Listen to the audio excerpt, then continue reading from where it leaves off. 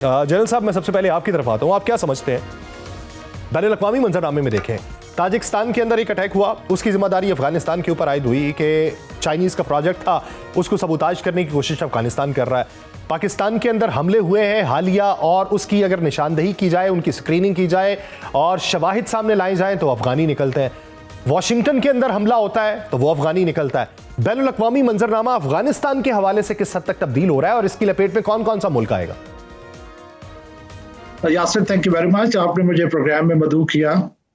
देखिए, मैं समझता हूं कि पाकिस्तान जो है वो एक वाहिद मुल्क है जिसने इस सारे प्रोसेस पे सबसे ज़्यादा सफ़र किया है।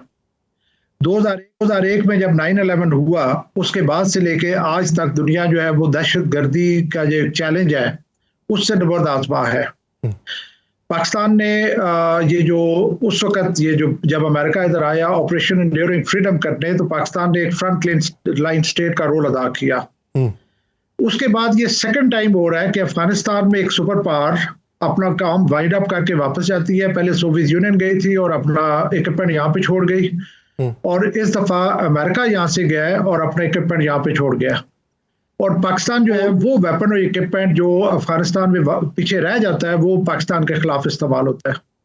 तो पाकिस्तान तो बहुत बुरे तरीके से इम्पैक्ट हो रहा है अफगानिस्तान में जो इंस्टेबिलिटी है उससे।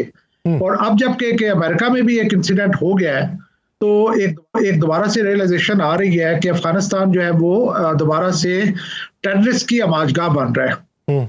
लेकिन इसके साथ साथ यासिर, मैं एक और पहलू का भी जिक्र करना चाहूंगा कि अफगानिस्तान में लड़ाइयों से स्टेबिलिटी आज तक नहीं आई। ये बड़े अरसे से ट्राई हो रही है, लेकिन हर वो कुव्वत जो लड़ाई करके अफगानिस्तान में स्टेबिलिटी लाने की कोशिश करती है वो फेल हो रही है। मेरे नजदीक अब हमें अपनी स्ट्रेटेजी चेंज करनी होगी, चाहे वो अमेरिका है चाहे पाकिस्तान है, और वो स्ट्रेटेजी होनी चाहिए ग्रोथ एंड डेवलपमेंट वाली।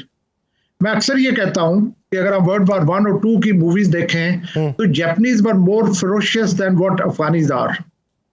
फाइटर्स के लिहाज से देखा जाए तो जापानीज बहुत बड़े फाइटर्स थे, लेकिन आज वही कौम टेम होके उस लेवल पे आ चुकी है कि they are the most civilized nation of the world.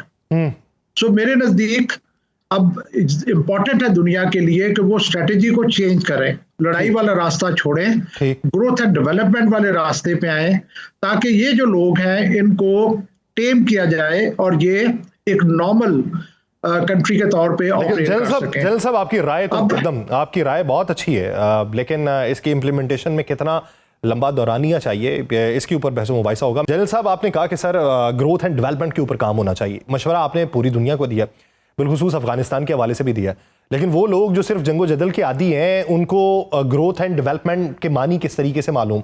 ये तो बिल्कुल इस तरीके से है कि बुनियाद कमज़ोर हो, नक्शा भी गलत हो और उस पर ट्रम्प टावर बनाने का मंसूबा कर लिया जाए। मेरा सवाल ये है कि इसके लिए दौरानिया कितना दरकार होगा और उसमें कौन कौन सी जो चीज़ें हैं वो बतदरीज बेहतर होने की तरफ जाएंगी? यासिर, देखें, जब एक आप स्ट्रेटेजी एम्प्लॉय करते हैं और आपको खातिर खा रिजल्ट नहीं मिलते तो फिर जरूरी होता है कि आप अपनी स्ट्रेटेजी को रिव्यू करें। मेरे नज़दीक ये जो मगरबी ताकतें हैं, वेस्टर्न वर्ल्ड है, वो ऑल अलोंग फेल हुई है in bringing stability in Afghanistan. चाहे वो सोवियत यूनियन की सिचुएशन में कोल्ड वॉर का जो फिनाले यहाँ पे लड़ा गया, चाहे वो वॉर ऑन टेरर लड़ी गई, तो वो मिजरेबली फेल हुए हैं ब्रिंगिंग स्टेबिलिटी इन अफगानिस्तान। अब वक्त है रीजनल कंट्रीज का, रीजनल कंट्रीज आपस में हाथ मिलाएं, जो कि डायरेक्टली इम्पैक्ट होते हैं इंस्टेबिलिटी इन अफगानिस्तान से। इनमें रशिया है, इसमें चाइना है, इसमें पाकिस्तान है, इसमें ईरान है, इसमें टर्की है। ये वो ममालिक हैं जिनको हाथ मिलाने पड़ेंगे यहाँ पे अमल लाने के लिए, क्योंकि इस वक्त किसी भी माजी के वक्त से जो स्टेबिलिटी इन अफगानिस्तान है वो बहुत ज्यादा क्रिटिकल है। और एक लंबी डिबेट हो जाएगी, लेकिन ये कि अगर मैंने जैसे पहले एग्जांपल दी, ऐसी कौमें रही हैं जो कि बहुत जंगजू थी अफगानिस्तान की तरह, लेकिन ये कि उनको जब वो दूसरे रास्ते पे आई हैं तो वो ग्रोथ एंड डेवलपमेंट की वजह से आई हैं, लड़ाइयों की वजह से नहीं आई। तो मेरे नज़दीक ये जो सिचुएशन अभी बन रही है, मेरा कंसर्न ये है कि दोबारा से हमें लड़ाई के रास्ते के ऊपर लेके जा रही है। अगर अमेरिका फैसला करता है कि मैंने अफगानिस्तान में स्ट्राइक्स करनी है, तो मैं ये समझता हूँ कि उसके पीछे जाहिर है उनके अपने कुछ ऑब्जेक्टिव्स होंगे। मैं ये समझता हूँ कि ना ये अफगानिस्तान के लिए अच्छा होगा, ना ये पाकिस्तान के लिए अच्छा होगा। ये आपकी तरफ से बात तो अच्छी है कि खिते में अगर किसी भी हमसाया मुल्क के ऊपर कोई दूसरी ताकत आके मुसल्लत होती है तो मुश्किलात तो आपके लिए भी बढ़ेंगी। क्या वजह है? बादियों नज़र में तो यही दिखाई देता है कि उसने तो फ्री हैंड दिया है तमाम उधर धड़ों को कि जाएं, अनारकी फैलाएं, दहशत फैलाएं, और इसके पीछे के मकासद क्या है?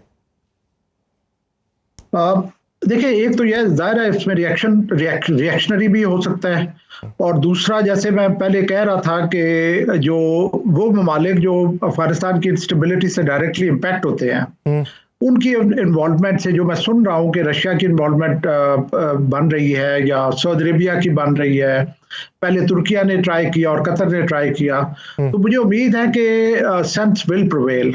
जैसे एम्बेसडर साहब ने कहा कि वक्ती तौर पे तो जो चीज़ें हो सकती हैं, आप एयर ट्रेड और उस तरह की चीज़ें, लेकिन उनकी शायद खुर्दोनोश बहुत महंगी हो जाएंगी, और उनके ऊपर जो उनकी जो डिपेंडेंस है पाकिस्तान के ऊपर, वो मेरा ख्याल है कि क्रिटिकल है वो, और उनके पास कोई इस तरह के रास्ते नहीं है।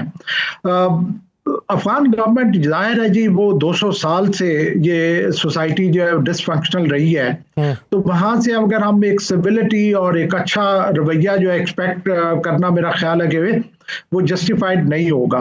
उनके साथ एंगेजमेंट, उनके साथ उनको मतलब है किसी तरीके से उनको एक रास्ते पे डालना, और वो मैं समझता हूँ कि इस वक्त जो बेस्ट पोजीशन में है वो चाइना है। अच्छा। जो कि ऑलरेडी उधर काम कर रहा है ग्रोथ एंड डेवलपमेंट के लिए। आपने सुना होगा कि वहां पे माइनिंग के ऊपर एफर्ट हो रही है, वहां पे नई कैनाल्स बनी है, नई रोड्स बनी है, तो यही एक रास्ता है जो मैं समझता हूँ कि अश्योर्ड है कॉन्फ्लिक्ट को खत्म करने की, ना कि यूएस एक दफा फिर आए और यहाँ पे एयर स्ट्राइक शुरू कर दे।